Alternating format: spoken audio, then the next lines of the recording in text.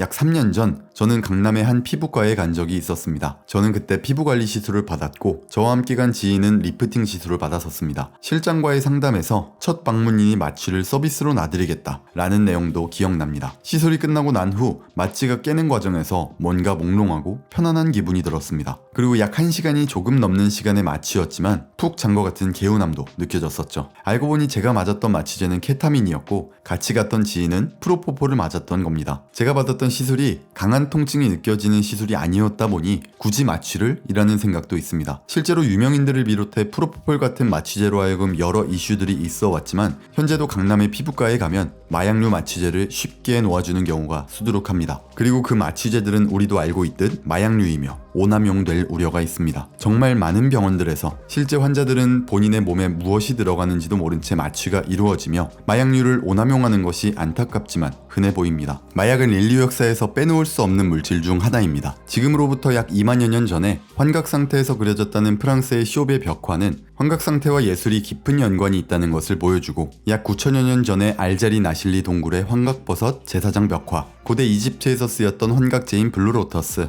이는 종교와 환각제의 상관관계에 대해 말하는 소재가 되기도 합니다. 비교적 가까운 과거엔 마약을 빌미로 하여금 전쟁이 발발했고 약 100년 전엔 어린이들이 복용하는 감기약으로 헤로인이 쓰였던 안타까운 역사도 있습니다. 최근 들어선 필라델피아 켄싱턴 거리에서 불법 펜타닐 중독자들이 좀비 같은 모습을 하고 있죠. 미국의 사망자 수 1위로 심각한 사회 문제가 되어버린 펜타닐 중독, 소위 좀비 마약이라고 불리는 펜타닐은 웬만한 진통제는 도저히 늦질 않는 암 환자나 만성 통증 환자에게 사용되던 물질입니다. 이렇듯 마약은 범죄나 전쟁에도 쓰이며 반대로 마취제, 진통제를 비롯한 치료 목적으로서도 사용되어 왔습니다. 오늘은 우리 주변에서 쉽게 접할 수 있지만 마약임을 간과할 수 있는 흔한 물질에 대해서도 알아보고 마약 중독을 치료하기 위해 쓰이는 마약에 대해서도 파헤쳐 보려고 합니다. 이 영상을 제작한 계기는 마약이라는 단어가 주는 부정적인 시각에만 잠식되는 것이 아니라 더욱 다양한 관점에서 이를 바라보고 실제로 인류에게 도움이 될 수 있는 기회들이 그 속에 있을 수 있음을 함께 살펴보고자 만들었습니다. 통제되지 않는 환경에서 오남용되기 십상이자 잘못 사용되는 마약류를 옹호하기 위해 만들어진 영상이 아님을 알아주셨으면 합니다. 대한민국에서 마약하면 떠오르는 놈들이 있죠. 바로 대마초, 필로폰, 코카인. 이들은 우리에게도 익숙한 약물들입니다. 대한민국에서는 마약류 관리법에 따라 이와 같은 약물들을 엄격하게 규제하고 있습니다. 이 법률에서는 마약류를 마약, 향정신성 의약품, 대마 이렇게 세 가지로 분류하고 있는데요.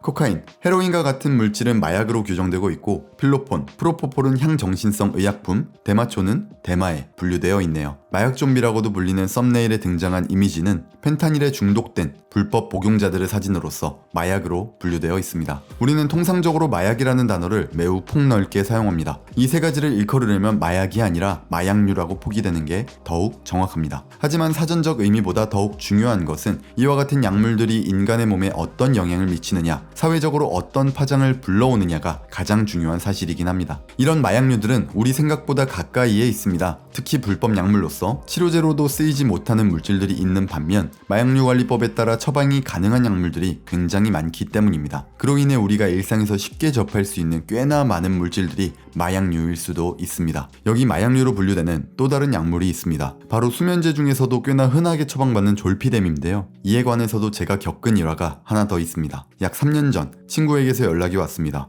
야, 너 졸피뎀 복용해봤어? 라는 카톡이었습니다. 그리고 몇 주 후 친구는 졸피뎀과 술을 함께 복용하고 스스로 목숨을 끊었습니다. 이뿐만 아니라 제 주변에서 수면제로 인해 자살 시도나 자살 충동을 느꼈던 경험들을 굉장히 많이 들어봤고 실제로 눈으로 목격한 적도 있었습니다. 몇몇 정신과에 가보면 증상이 심하지 않더라도 약을 쉽게 내어주는 경우가 종종 있습니다. 이에 관해서도 경험이 있습니다. 강남의 논현동에 있는 한 병원은 제가 불면증과 불안 증세가 있을 때 몇 가지 질문이 담긴 A4용지 한 장을 건네며 자가 테스트를 권했습니다. 그리고 그 위에는 테스트 점수에 대한 안내가 되어 있었습니다. 즉, 의사의 판단하에 이루어지는 정확한 진단이 아닌 약을 쉽게 받기 위해서라면 자가 설문으로 점수를 얼마든 조작할 수 있다는 것이죠. 그리고 제가 받았던 약물들은 벤조디아제핀, 알프라졸람, 메틸페니데이트 등의 성분이 들어있는 약품들이었습니다. 이것 또한 마약류이며 향정에 속합니다. 정신과에 가보면 생각보다 쉽고 흔하게 처방받는 그런 약물들입니다. 이렇듯 우리의 주변에는 우리 생각보다 더욱 많은 마약류들이 함께하고 있습니다. 꼭 내가 아니더라도 경험이 있지만 잘 모르더라도 내 주변에 누군가는 마약류와 함께하고 있을 확률이 꽤 높습니다. 물론 치료제로서의 순기능이 존재하지만 부작용이 수반될 수 있기에, 그리고 그 부작용은 온전히 복용자가 책임져야 하는 몫이기 때문에 사회 전반에서의 주의가 각별하게 필요한 것은 간과해서는 안 되는 사실이죠. 특히 현대의학의 메커니즘 안에서 우울증, PTSD와 같은 정신질환 환자들은 기존 주류 약물들인 SSRI에 반응하지 않는 경우가 많습니다. 그 이유는 현대과학자들은 지금껏 이와 같은 정신적 질환의 원인을 뇌 화학물질의 불균형으로 보고 있었습니다. 하지만 최근 연구 결과들에 따르면 우울증 등의 원인에 대해 명확한 근거가 없다고 밝혀졌습니다. 지금껏 꽤나 많은 비율로서 관련 과학자, 의사를 비롯해 의료 관계자들이 믿어왔던 사실이 관련성이 부족할지도 혹은 근거가 없을지도 모른 채 우리에게 처방되어 왔다는 겁니다. 그런데 세계적으로 이를 대체하기 위해 각광받고 있는 물질이 존재합니다. 이것은 수십 년 동안 세계적으로 가장 악명 높은 마약으로 불려왔던 물질입니다. 국내에선 분류상 마약류에 따른 향정신성 의약품으로 분류되고 있으며 LSD, 실로사이빈, MDMA 등 해외에선 사이키델릭이라고 불리는 물질들입니다. 현재 이 사이키델릭 약물들은 의학, 약학으로 해결되지 못하고 있는 난제들을 위한 치료제로서 각광받고 있으며 세계적으로 수많은 연구가 진행되고 있습니다. 꽤나 다양한 임상 연구 결과를 간단하게 말씀드리자면 우울증, 불안, PTSD, 흡연이나 알코올, 마약 중독에 효과가 있다는 것이 검증되고 있습니다. 불과 얼마 전에는 국내 대한정신약물협회에서 사이키델릭 심포지엄이 열리기도 했습니다. 사이키델릭의 역사, 양리학적 특성과 더불어 사이키델릭 기반 치료제의 개발에 세계적 추세에 대해 의견을 나눴는데요. 국내에서 의사, 병원 관계자들이 참석한 이 심포지엄의 내용을 추려보면 이렇습니다.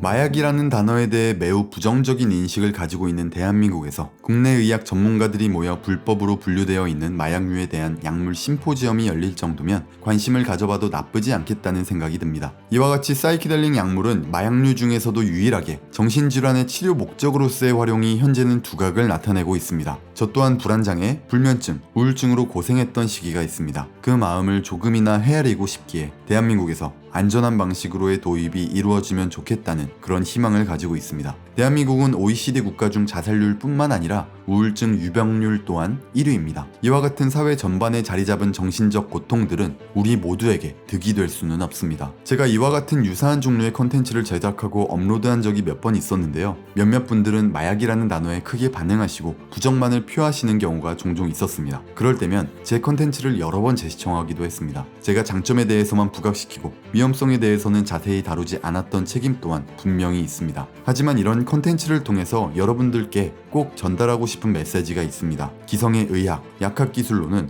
사이키델릭 약물들의 치료와 유사한 효과를 보지 못하는 경우가 많고 기성 정신질환 치료제, 약물들의 부작용 또한 매우 심하다는 사실입니다. 비록 사이키델릭 약물들이라 불리는 환각제가 명확한 가이드라인 없이 유통되거나 합법화된다고 가정하면 오남용될 우려가 있는 것이 사실입니다. 역사적으로 종교의 세레모니를 비롯해 최근에는 치유 목적으로서 인류에게 긍정적으로 쓰여왔던 역사가 존재하는 데 반해 레크레이션 목적으로도 쓰여왔던 이면도 충분히 존재하기 때문이죠. 그리고 불법적으로 사용되었을 경우 다양한 부작용 또한 존재할 수 있습니다. 그렇다고 해서 마약류에 분류된다는 이유만으로 치료제로서의 가능성까지 모두 배제하는 것은 다소 불합리한 판단일 수 있다고 생각합니다. 예컨대 LSD라는 환각제를 복용하고 살인을 저질렀다거나 고층에서 뛰어내린 그러한 사건들을 토대로 사이키델릭은 사람을 미치게 하는 마약이다 라는 뉘앙스의 반박의 댓글 또한 있었습니다. 하지만 제가 사이키델릭 약물들의 연구를 긍정적으로 바라보는 전제는 안전하고 통제된 환경에서 치료와 같은 명확한 목적이라는 셋앤 세팅이 갖춰진 상태로 활용되었을 때 라는 점입니다. 주방칼은 일반적으로는 조리도구로서 사용되지만 극단적인 경우로선 폭행과 위협의 도구가 되기도 합니다. 선진국의 비행기 사고율은 약 3,300만 분의 1의 확률로서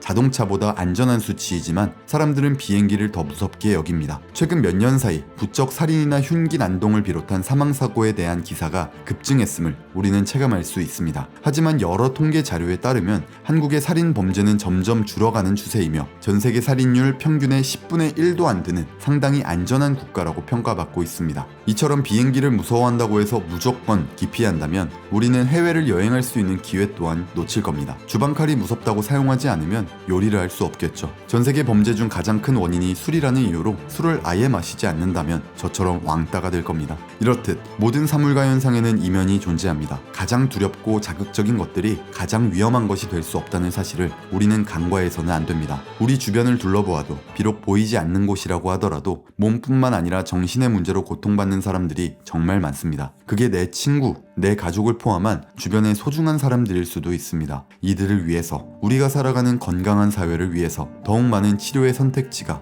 우리에게 주어졌으면 합니다. 그리고 이 영상이 누군가에겐 희망의 메시지가 되었으면 하는 마음을 담아 영상을 올립니다. 감사합니다. 헤드버스였습니다.